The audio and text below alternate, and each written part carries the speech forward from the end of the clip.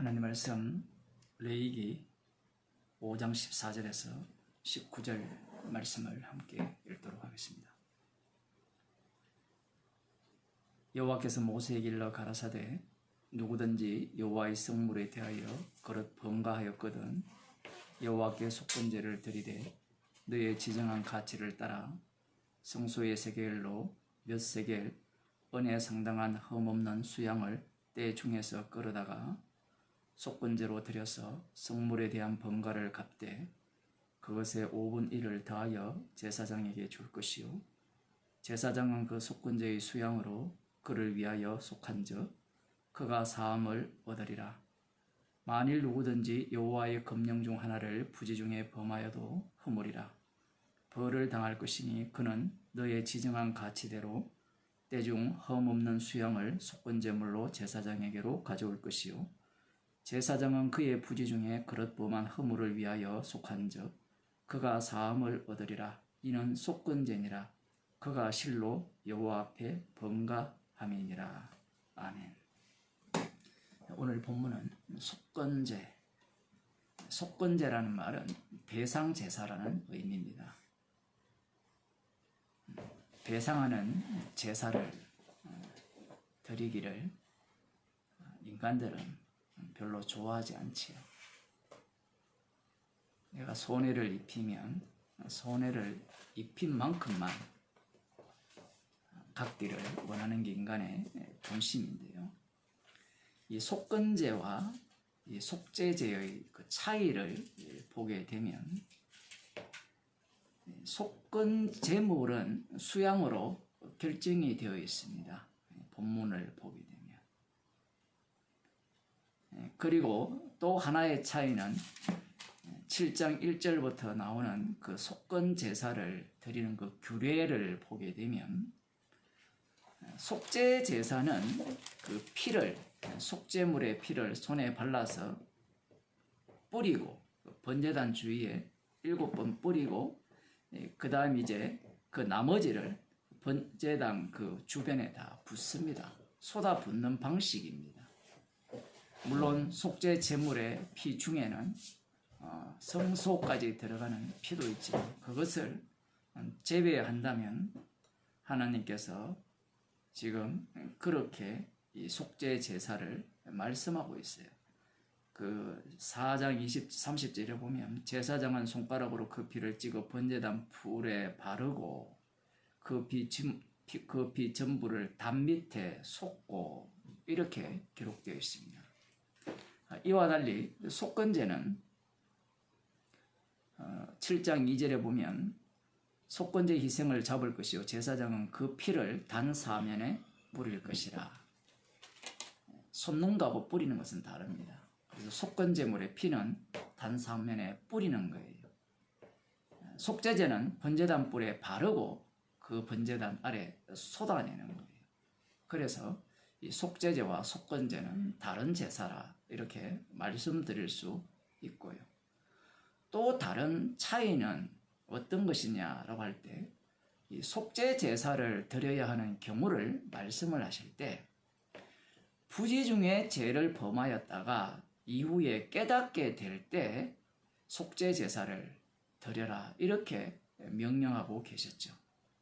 그런데 오늘 우리들이 본 이 속건 제사의 경우에는 약간 달라요. 무엇이 다르냐라고 할 때는 이 부지 중에 그리고 시간이 지나서 깨달았다. 이 내용이 성경에 없다라는 겁니다. 이렇게 이야기하면 17절에 5장 17절에 만일 누구든지 여호와의 금령 중 하나를 부지 중에 범하여도 허물이라 이렇게 말씀하니까 여기 부지 중에 있잖아요 라고 얘기할 수 있는데 이 부지 중에라는 말씀과 속죄 제사에서 부지 중이라는 말은 달라요. 여기에서 부지 중이라는 말은 알지 못하는 중에 달리 말하면 율법을 알지 못하는 중에도 그 율법을 범하면 그것도 범죄라는 겁니다. 그래서 그것이 범죄임을 이렇게 직면하게 되죠. 직접 부딪히게 되는 겁니다. 그럴 때 속건 제물을 드리라고 말씀을 하시고요.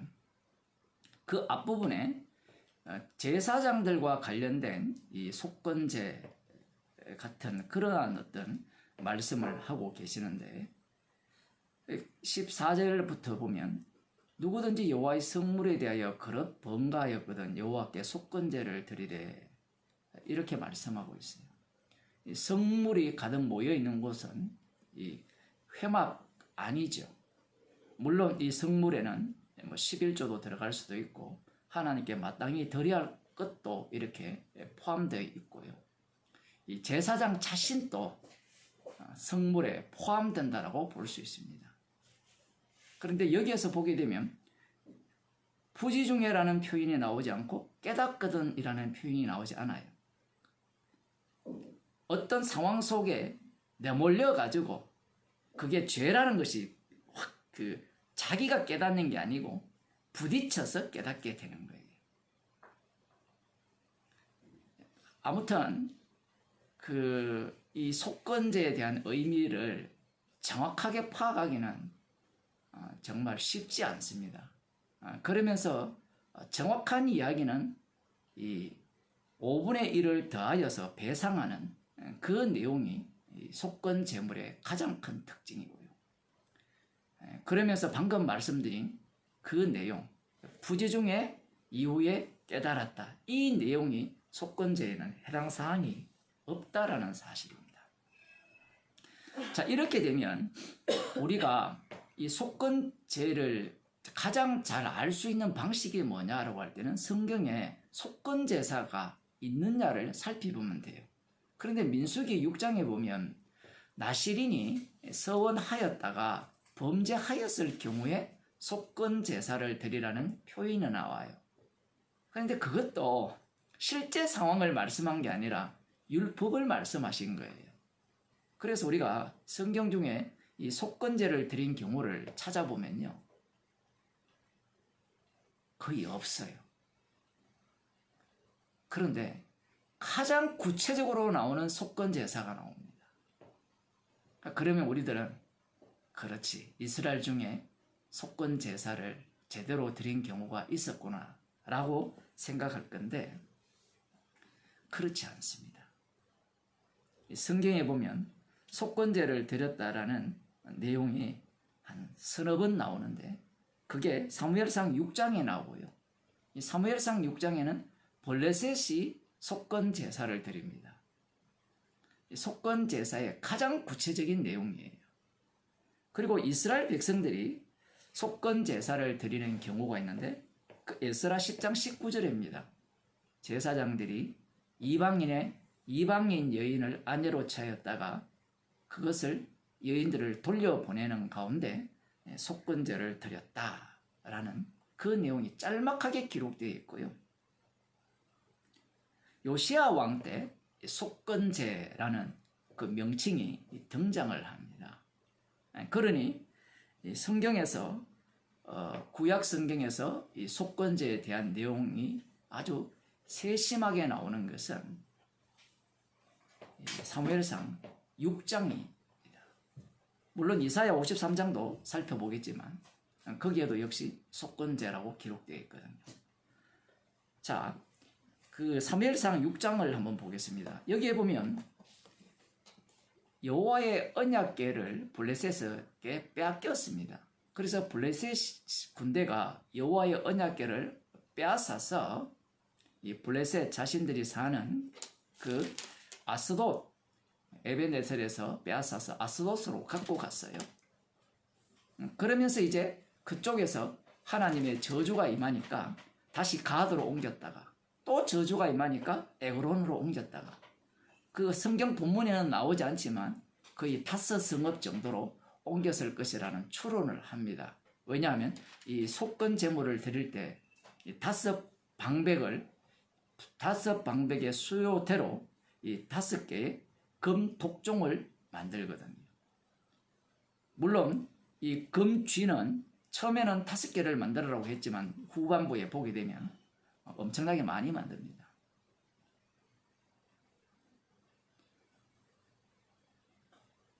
6장 1절을 보면 여호와의 괴가 블레셋 사람의 지방에 있은 지 7달이라 블레셋 사람이 제사장들과 복술자들을 불러서 이르되 우리가 여호와의 괴를 어떻게 알고 그것을 어떻게 본처로 보낼 것을 우리에게 가르치라.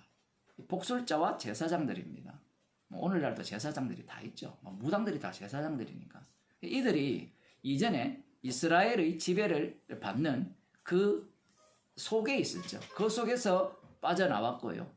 그런 상태에서 그 이스라엘 백성들이 드리는 제사법도 다 깨뚫고 있어요. 그러니까 아무나 제사장이 안 되는 겁니다. 아무나 복술자가 안 되고요. 무당도 아무나 되는 게 아니에요. 그럼 누가 되느냐? 정보가 많아야 돼요. 정보가 뛰어난 겁니다. 정보력이. 그래서 어떻게 이걸 돌려보내야 되는가? 이 저주를 어떻게 없애는가? 그 5장 그 끝절에 보면 죽지 아니하는 사람들은 그 5장 그 11절에 보면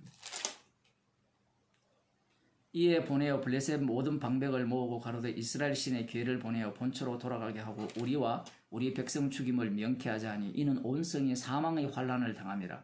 거기서 하나님의 손이 엄중함으로 죽지 아니한 사람들은 독종으로 치심을 받아 성읍의 부르짖음이 하늘에 사무쳤더라.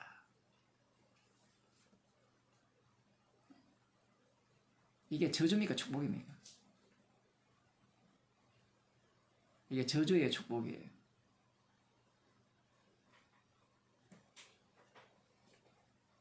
이게 저주라고 생각하는 사람들은 블레셋 사람들이 갖고 있는 사고방식입니다.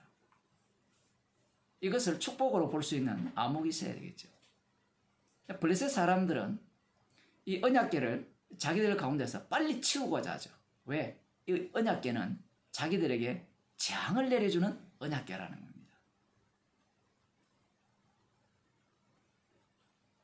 그래서 이것을 제거하는 방식을 제사장이나 복술자들에게 물은 거예요. 그러자 그들이 정답을 내어놓습니다.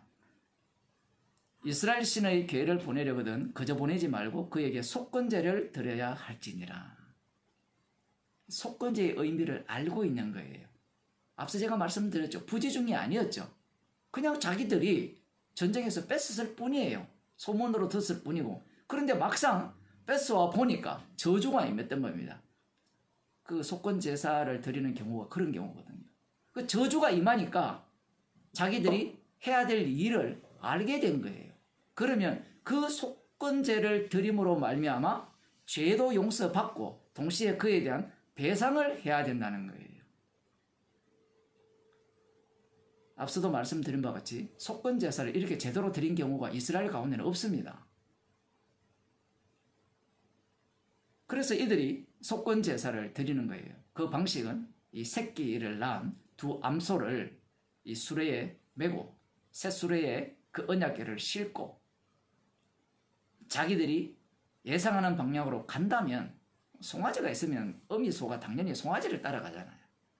자기 새끼를 찾아갈 건데 원래 그 속건제의 제물은 수양이거든요. 자기들이 나름대로 좀 더 단수를 높였고 속죄제에 있어서 속죄제물의 가장 높은 급이 수소거든요. 그 수소와 다르게 암소를 여기에 지금 배치를 해서 자기들 나름대로 조종을 하는 겁니다. 조종을 해서 그것을 보낼 때 자기들이 예상한 바대로 가면 이것은 이스라엘의 신이 우리에게 내린 저주다라고 생각을 한 거예요. 결국 그들이 예상한 바대로 갔어요. 언약궤가 떠나갔습니다. 자, 언약궤가 떠나갔으니까 재앙이 사라졌을까요? 남아있을까요? 사라졌죠. 그들의 속건제사가 성공을 한 겁니다.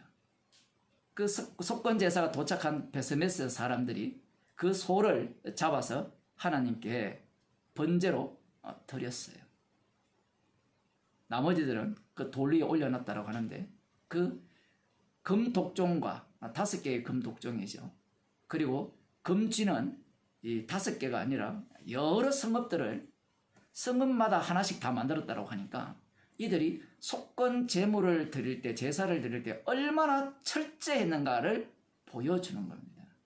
그래서 언약궤로 말미암은 저주를 완벽하게 제거하자는 거예요.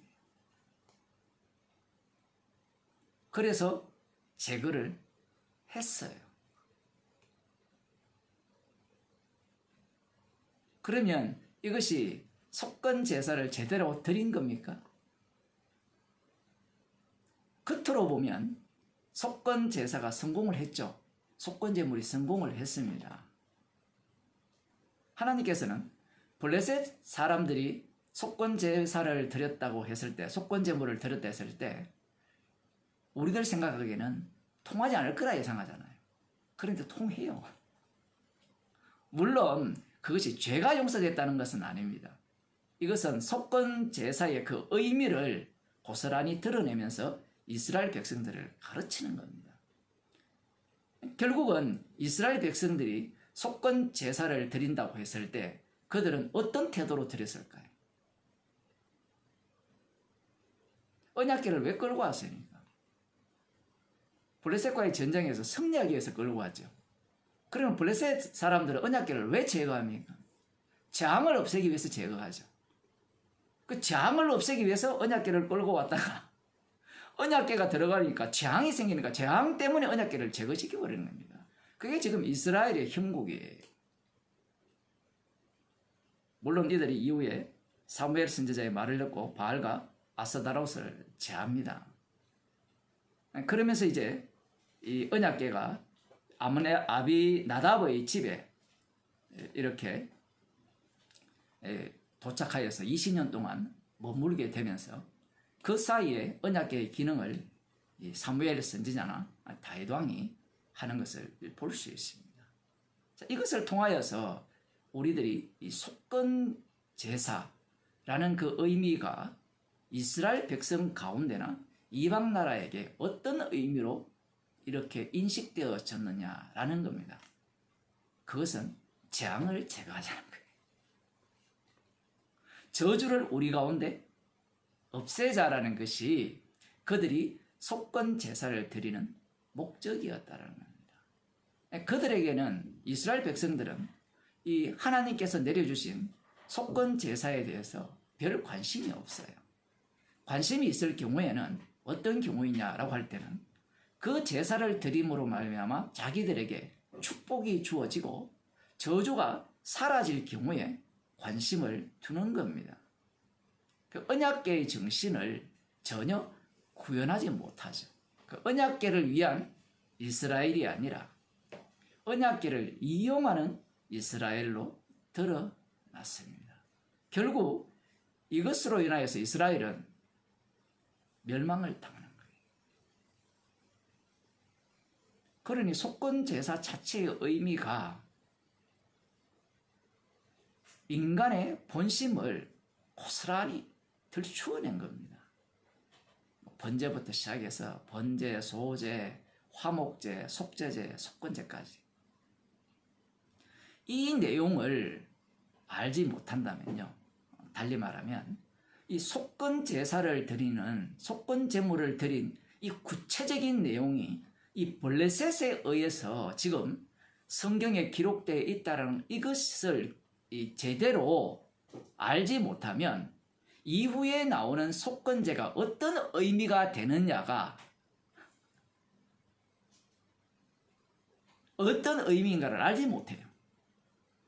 앞서서 제가 그 말씀을 드렸죠. 바벨론 포로에서 돌아와서 제사장들이 속건제사를 드리거든요.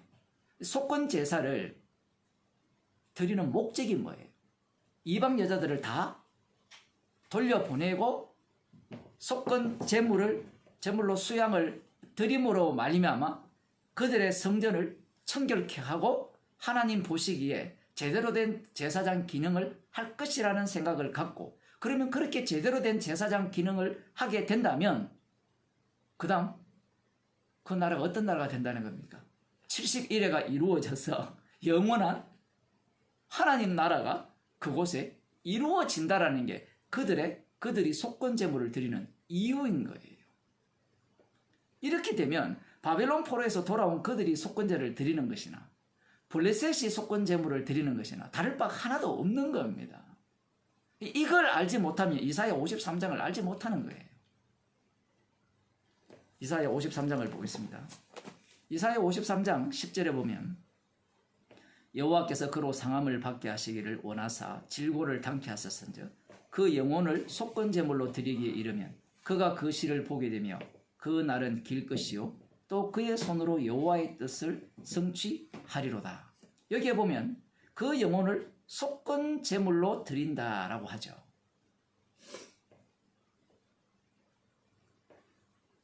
(53장 4절에) 보면 그는 실로 우리의 질고를 지고 우리의 슬픔을 당하였거늘 우리는 생각하기를 그는 징벌을 받아서 하나님에게 맞으며 고난을 당한다 하였노라. 그가 찔림은 우리의 허물을 인하며 그가 상함은 우리의 죄악을 인함이라. 그가 징계를 받음으로 우리가 평화를 누리고 그가 채찍에 맞음으로 우리가 나음을 입었노라.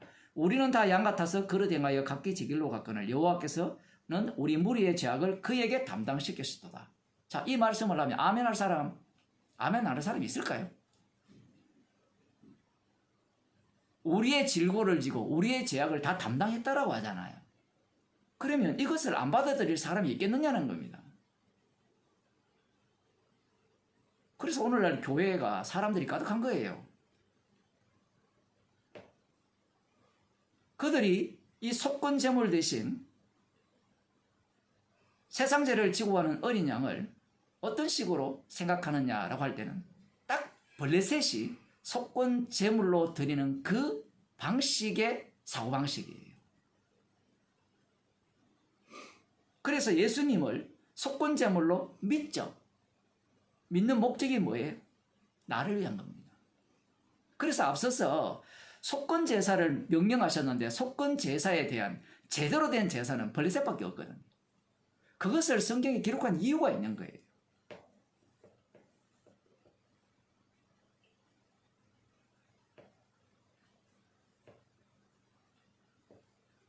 그 내용이 있음에도 불구하고 이사야 53장을 읽을 때 이스라엘 백성들은 이 말씀을 누구 중심으로 읽습니까? 자기들 중심으로 읽어내죠. 오늘날 교회도 마찬가지입니다.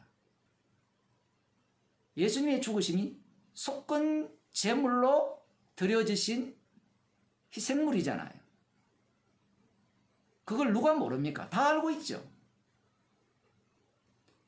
배상을 더해서 속죄제로 끝나는 것이 아니라 배상물까지 갚아가면서 하셨다라는 겁니다.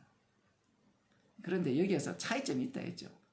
다 닥쳐야 됩니다. 닥쳐야 돼. 재앙을 닥쳐야 돼요. 그게 십자가 사건과 만나는 자인데 그렇게 만나는 자는 여기에 나오는 속건제물의 의미가 블레셋 사람들이 드렸던 속건제물과는 전혀 다른 의미로 받아들이게 된다는 겁니다. 나를 위한 구원이 없어요. 나를 위한 속건제물 자체가 없습니다. 속건제물을 위한 속건제물이에요. 8절을 보겠습니다. 53장 8절. 그가 곤욕과 신문을 당하고 끌려갔으니 그 세대 중에 누가 생각하기를 그가 산자의 땅에서 끊어지면 마땅히 형벌받을 내 백성의 허물을 인함이라 하였으리로. 사람들이 이 말씀을 낚아채기 바쁘죠.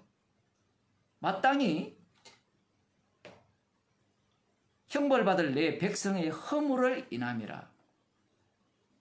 우리의 허물을 인하여서 주님이 저주를 받았구나. 산자의 땅에서 끊어졌구나. 주님 감사합니다. 이런 태도 자체가 블레셋의 태도죠. 언약궤를 이용해서 승리하고자 하는 태도였고요. 성도는요, 이 말씀 속으로 합류당합니다. 그래서 디모데후서 4장 6절에서 8절, 6절 이하를 보게 되면 사도 바울은 자기 자신이 이 완전히 제물 속으로 희생 제물이 된다고 표현해요. 제물이 되어서 태워진다, 희생물이 된다라는 그런 표현을 하고 있는데 그 이유가 무엇이냐라고 할 때는 지금 마땅히 형벌받을 내 백성의 허물을 인함이라 이 죽음을 증가하는 인생이기 때문에 그래요. 그래서 성도는 이 죽음을 증가하죠. 그 죽으신 분이 주님이기 때문에 그래요. 십자가에 못 박히신 주님은요, 심판주예요. 성도에게 성령이 있다라는 것은 주님이 따로 계시다라는 겁니다. 십자가 지신 분이 주님이라는 거예요. 그것을 증가하기 위해서 주님께서는 자기 백성에게 성령을 부어 주신 겁니다. 그들의 형벌을 대신 받으신 거예요. 대신 받았기 때문에 성도는 구원을 얻었고요. 구원을 얻었기에 누구의 길을 따라가느냐라고 할 때는 방금 읽은 그가 산 자의 땅에서 끊어지면 마땅히 형벌받을 내 백성의 허물을 인함이라. 산 자의 땅에서 마땅히 끊어져야 한다라는 그러한 소리를 듣는 자리로 성도는 내몰리게 되는 겁니다. 사도 바울이 십자가만을 증거했기 때문에 세상에 쓰레기로 취급받았어요. 성경에 나옵니다. 쓰레기와 찌꺼기로 취급받았어요. 마땅히 이 복음을 전하는 자들은 이 세상으로부터 찌꺼기와 쓰레기 대접을 받으면서 저런 인간은 이 세상에 없어져야 될 1번이다. 그러한 대우를 받으면서 이 땅을 살아가는 겁니다. 기도하시겠습니다. 하나님 아버지, 십자가로 저희들을 이끄셔서 십자가에 못 박히신 예수님만이 주님임을 알게 하시고 주님의 죽으심 속에 저희를 합류시키셔서 십자가의 증인으로 저희들을 불러주심을 감사드립니다. 속건 제물 되신 예수님이 나를 위한 것이 아니라 속건 제물 되신 그분이 주님이심을 증거하기 위해서 우리를 위한 속건 제물이 되심을 말씀을 통하여 들려주심을 감사드립니다. 우리의 인생이 세상에서 없어져야 하고 악취가 나서 도저히 견딜 수 없어서 빨리 쓰레기통에 버려야 하는 그러한 쓰레기로 취급받는 자로 이 땅을 살아가게 하심을 감사하는 주의 백성이 되게 하여 주옵소서. 예수님 이름으로 기도드리옵나이다.